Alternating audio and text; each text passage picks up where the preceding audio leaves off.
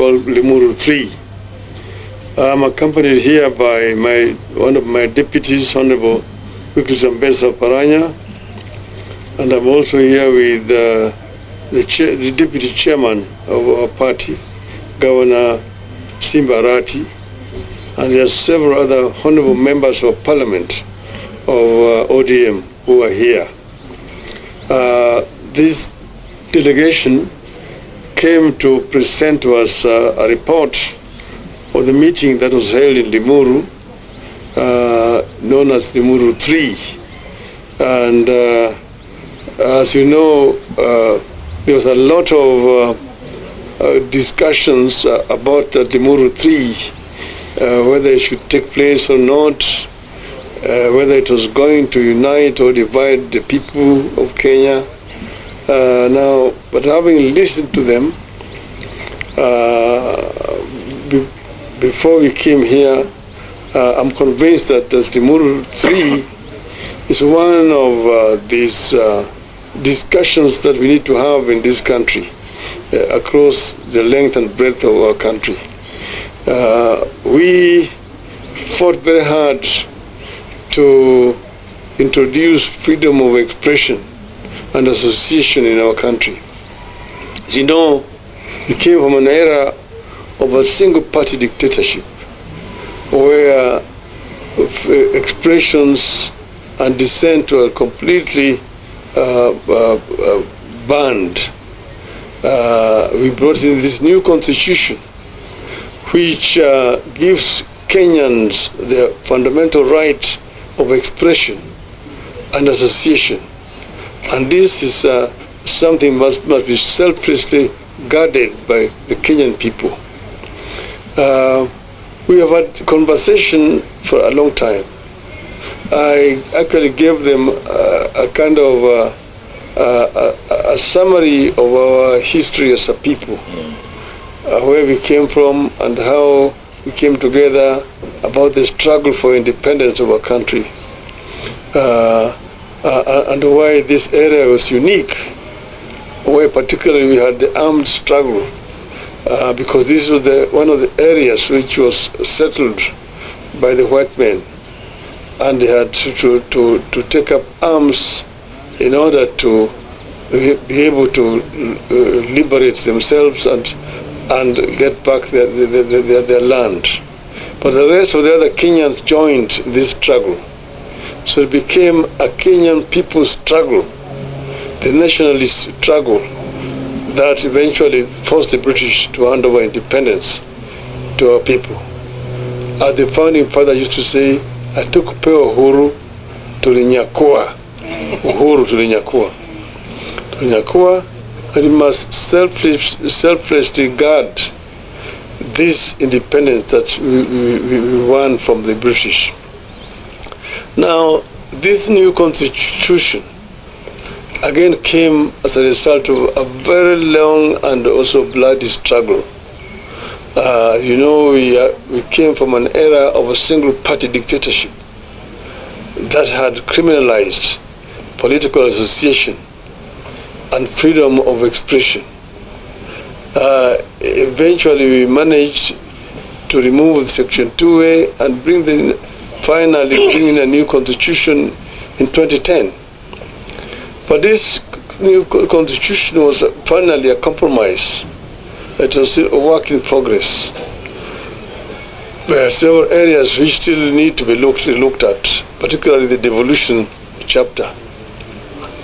But in the devolution, we talked about equity in sharing of resources in our country. Not equality, equity in sharing of resources in our country.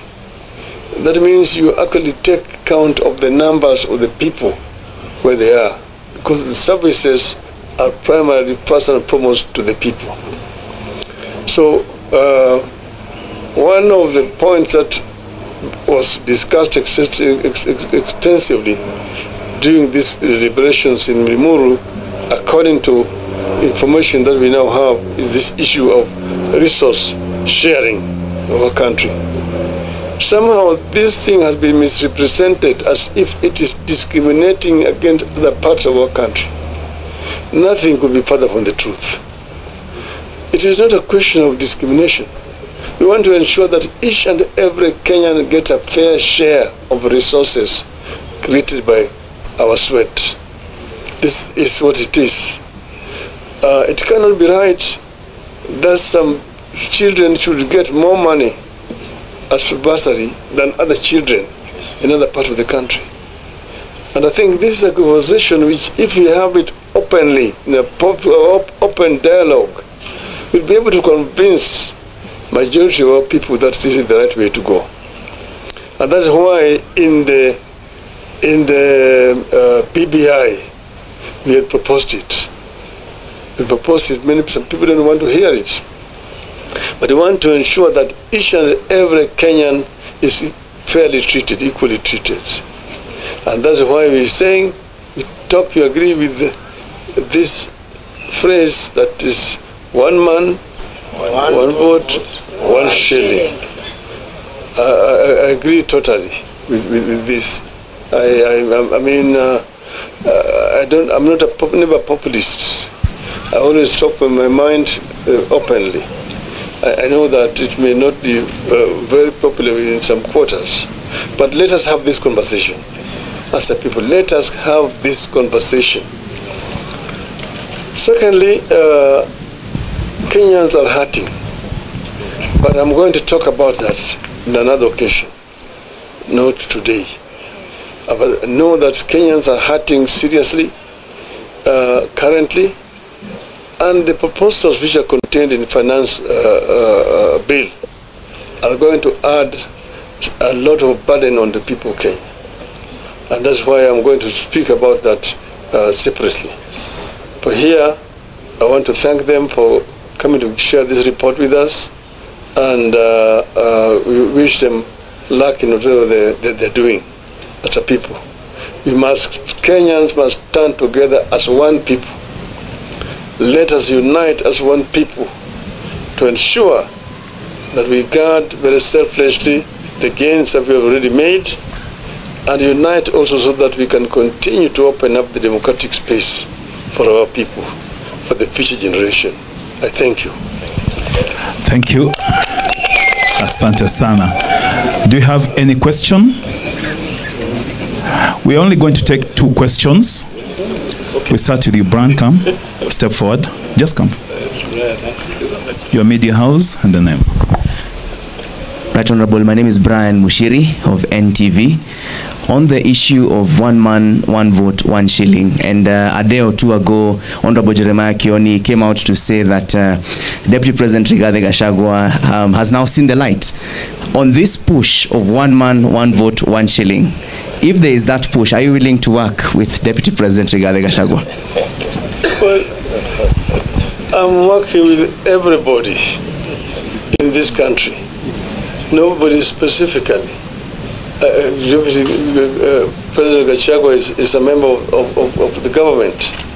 And as you know, yesterday, the government pledged that they are going to support my bid for AU.